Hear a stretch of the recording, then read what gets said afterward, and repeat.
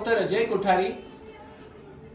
Yesterday we operated 4 endoscopy patients in one day. कल हमने एक दिन में 4 एंडोस्कोपी स्पाइन सर्जरीज की। और मैं हमेशा ये मानता हूँ कि लोगों में काफी संभ्रम होता है कि मेरा अगर स्पाइन का ऑपरेशन हो गया तो आगे चल के पैरालिसिस हो सकता है, आपकी स्टिफ हो जाएगी स्पाइन, आपका एज कम है, अगर कम एज में आपने सर्जरी कराई तो आगे चल के प्रॉब्लम्स हो सकते हैं। तो आई थॉट कि मैं आपसे ये शेयर करूं कि ये जो 4 पेशेंट्स जिनकी कल एंडोस्कोपिक सर्जरी हुई थी वो आज कैसे फील कर रहे हैं, क्योंकि आज तो वो घर जा रहे हैं। तो आई थॉट कि पेशेंट से ही हम सुन लेते हैं कि उनका रिकवरी कैसा है, उनका पेन कैसा है और उनकी इंप्रूवमेंट कैसी है। तो पहला पेशेंट है मिस्टर राजेश जी। ये रहने वाले हैं बीड़ के, बीड़ जिला है महाराष्ट्र में, और उनका एज है 31 ईयर्स। और उनको इतना सीवियर पेन था कि वो 8 से 10 दिन सोए नहीं थे बिल्कुल। He was literally in tears, दिन रात वो अपना पैर का जो इतना दर्द था पकड़ के बैठते थे। और फाइनली हमने उनका सर्जरी किया, एक एंडोस्कोपिक स्पाइन सर्जरी, और वो घर जा रहे हैं। तो पहले उनका केस समझ लेते हैं और फिर उनसे समझते हैं कि उनको क्या तकलीफ था और कैसे इंप्रूवमेंट हो गया। तो अगर आप यहाँ देखेंगे तो mister Rajesh had a large disc herniation at L5S1। ये बड़ा सा डिस्क फ्रैगमेंट पीछे स्लिप होकर उनकी जो राइट नर्व बाहर जाती है यहाँ से, उसके ऊपर दबाव दे रहा था। लेफ्ट नर्व बराबर से जा रही है, बट ये राइट नर्व पूरी दब रही थी। और अगर आप यहाँ देखोगे तो एट L5 और S1 ये डिस्क पूरी पीछे स्लिप होकर इनकी नर्व के ऊपर दबाव दे रही। चला चल बरं, परत जा।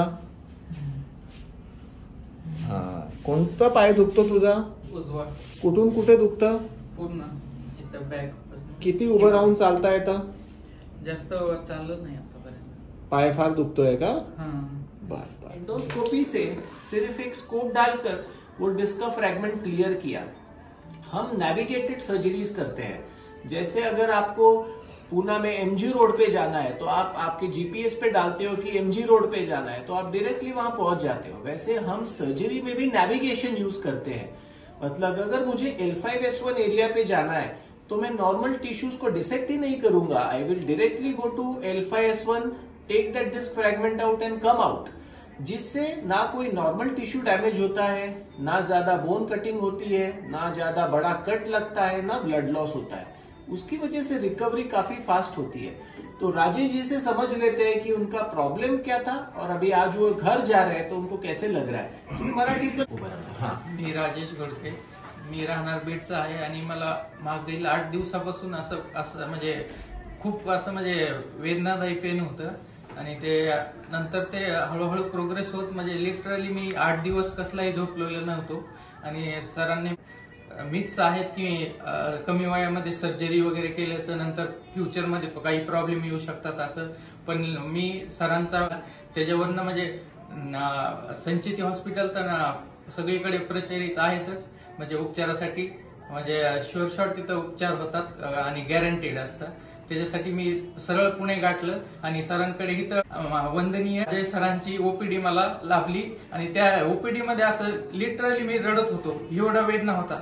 आणि नंतर सरांनी आधार दिला, म्हणले घाबरू नको, काही नाही, सगळं व्यवस्थित होईल, काही म्हणजे फ्युचर मध्ये भी काही प्रॉब्लेम येऊ शकत नाही तुला, फक्त म्हणजे फिजिकली वगैरे एक्सरसाइज वगैरे ठेवायचं। आणि मी आज त्यांना म्हणजे असं मी मरेपर्यंत त्यांचे उपकार विसरणार नाही, असं एवढं पेन होतं। पण ऑपरेशनच्या अगोदर जे पेन होतं त्याच्या ऑपरेशन नंतर कसं वाटलं? झिरो पेन, पेन फ्री झालं सगळं, पूर्ण पेन फ्री झाला। हो, म्हणजे जसं ऑपरेशन थिएटर मधून बाहेर आलं तसं ते पेन टोटली गेलं? टोटली पेन गेलं। अच्छा, आणि आता तू घरी जातोय, आता चालतोय, फिरतोय, आता पेन काहीच नाहीये? पेन नाहीये काहीच, फक्त आता मी म्हणजे एक्सरसाइज वगैरे करून थोडं म्हणजे स्ट्रेंथ आणणार मसल्स मध्ये, ते फार गरजेचं आहे की ऑपरेशन नंतर। मी काय म्हणतो 70% काम डॉक्टरांचं आहे, पण 30% काम पेशंटचं आहे की पुढे रेग्युलर आहार घेणं, वजन कमी करणं, नित्य नियमाने व्यायाम करणं, ही पण एक फार मोठी जबाबदारी असते।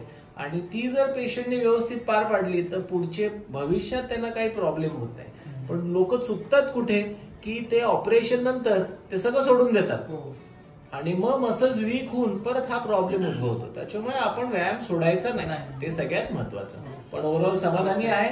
मला आठवतं ना, ह्याला म्हणजे व्हीलचेअर वरच आणलं होतं, उभंही राहता येत नव्हतं तुम्हाला. पण आता भयंकर. आणि किती दिवस झाले एवढं पेन होतं? 8-9 दिवस झाले सर. झोपता येत नव्हतं बिलकुल. त्याचे पप्पा मम्मी तर एवढे म्हणजे नेमकं त्याला करू काय असं वाटायचं की काय करावं बाबा त्याला. थोडंफार तरी म्हणजे 1 मिनिट म्हणा, अर्धा तास म्हणा, थोडंफार तरी रिलीफ भेटलं. फिजिओथेरपी वगैरे ट्राय केला पण तिथे फरक नाही झाला. आणि नंतर MRI रिपोर्ट घेऊन डायरेक्ट इकडे आम्ही शिफ्ट झालो. म्हणजे तिथून इकडे आम्हाला फर्स्ट डेलाच यायचं होतं. पण माझं पेन एवढं होतं की मी तिथून आमच्या गावापासून 7 किलोमीटर बीड डिस्ट्रिक्ट आहे, तिथनं 7 किलोमीटर पण येऊ शकत नव्हतं. इतका त्रास. आणि म्हटलं पुण्याला इथून कसं जाऊ शकत, अँब्युलन्स केलं तरी पॉसिबल नाही. तिथं थोडं कमी झालं तर मी जाऊ शकतो असं पुण्याला शिफ्ट केलं. नंतर तो डिसिजन. ओव्हरऑल समाधानी आहे आता. हो नक्की. ओके. हमारे सेकंड एंडोस्कोपी के पेशेंट है मिस्टर शमीर सैयद. इनका एज है 41 ईयर्स और ये है बारामती से. इनका दर्द इतना था कि मुझे अभी भी याद है 26 जनवरी को संडे था, छुट्टी था और इनका अपॉइंटमेंट बुधवार का था मेरा, मतलब 29 का. बट ये 26 जनवरी को ही आके एडमिट हो गए क्योंकि इनका दर्द इतना बढ़ गया था. और फिर कैजुअलिटी में इनको देखकर हमने इनको चेक किया, इनका वापस MRI कराया और उसमें पता चला कि इनको L4 और L5 में बहुत बड़ा डिस्क था. शमीर साहब को भी मतलब खड़े ही नहीं रह सकते थे और इतना दर्द था कि इतने पेन किलर गोलियां लेने के बावजूद भी उनका पेन नहीं जा रहा था. तो हमने उनका भी एंडोस्कोपिक स्पाइन सर्जरी किया और आज वो भी घर जा रहे हैं. तो पहले उनका केस समझ लेते हैं कि उनको क्या तकलीफ था. तो इनका MRI अगर आप यहाँ देखेंगे तो ये L4 और ये L5 वर्टेब्रा है. ठीक है.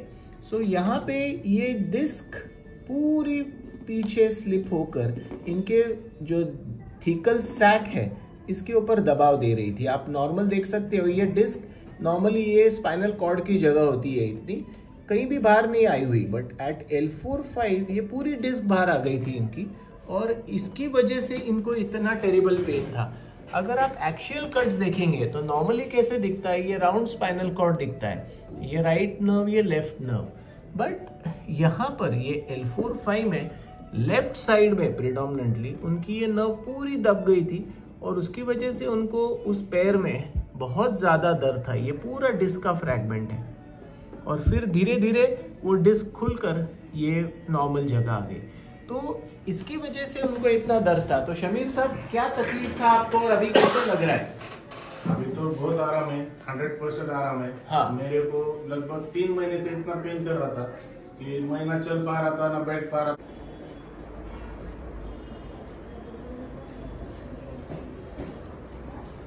वापस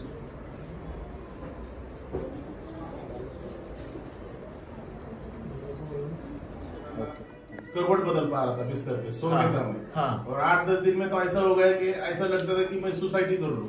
सुसाइड कर लूं? सबको बाहर भेज के. इतना पेन था मेरे को. मैं 8 दिन में रात में भी सोया नहीं, दिन में भी सोया नहीं.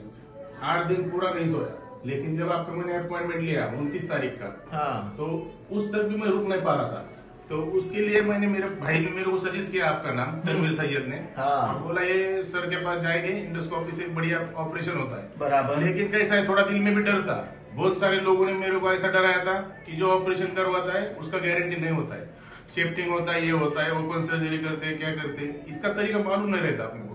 मैं लाइफ में कभी एक सुई भी नहीं लिया था, ना बीमार हो कभी, ना कोई ऑल फिटनेस कभी नहीं. हाँ कभी नहीं. लेकिन मेरा थोड़ा हार्ड वर्क है, इसके वजह से मेरे को स्पाइन का प्रॉब्लम आ गया. और जब मैं यहाँ पे एडमिट हुआ 26 तारीख को 26 जनवरी को, हॉस्पिटल के कर्मचारी फिर भी मेरे को इमरजेंसी में एडमिट करके लिया उन्होंने. और सर ने आके मेरा चेकअप करवाया और दूसरे दिन मेरा सर्जरी करवाया. लेकिन जो पेन था मेरे को 100%, जैसा कि जान चली जाए, ऑपरेशन करवाने के बाद खत्म होने के बाद ऐसा लगा कि मेरे अंदर जान डाल दी सर ने भगवान के रूप में. इतना मेरे को आराम मिला.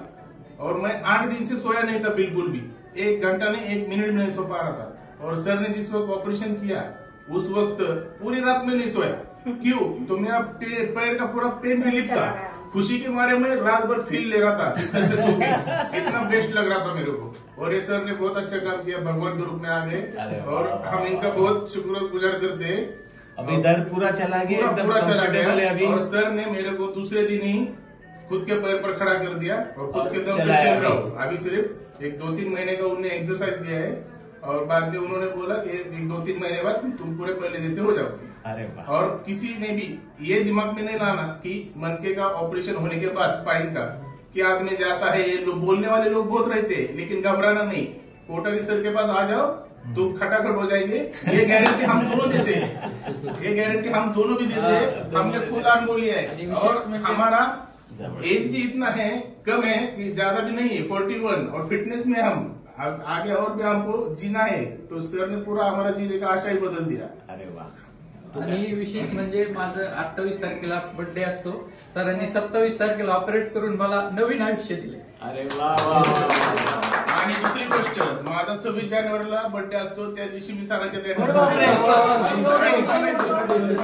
म्हणजे दोघांचं एकदम भावासारखे भेटले एकदम सेम सिच्युएशन सेम। आणि बर्थडे तुमचा 26 ला आणि तुमचं काल 28 ला। अरे बापरे, काय योग आहे बघा ना, काय देव घडवून आणतो। पण मित्रांनो, इस वजह से मेरे घर वालों को बहुत परेशानी हुई, खाना खा पा रहे थे। हमारे फैमिली में इनको सोया हुआ कभी किसी ने देखा नहीं।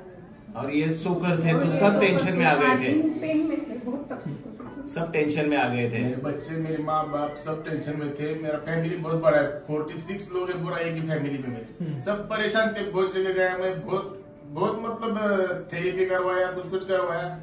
हर महीने में 4-4 लोगों के पास जाता था, कमर पे बैठ के दबाते थे, पर उसका यश मेरे को नहीं आया कुछ। बट अभी दर्द चला गया, एक नया जिंदगी मिल गया। अभी इसका अपने को पूरा जोश से सोनं करायचं, मराठीत बोलतोय वैसा आयुष्याचं सोनं करायचं आता एकदम। पण हेल्थ इज वेल्थ, तब्येतीची काळजी पहिले, नंतर बँक बॅलन्स। पहिलं तब्येत चांगलं तर सगळं चांगलं, हे महत्वाचं आहे। Thank you sir. Okay, thank you. वापस जाओ। माझ्याकडे दोघांच्या ऑपरेशनच्या अगोदरचे व्हिडिओ आहेत, आधी पूर्ण वाकडे होते, दोघं एकदम पूर्ण वाकडे होते असे, पूर्णपणे बेंड होतो। अरे वा, नाईस। आपण आता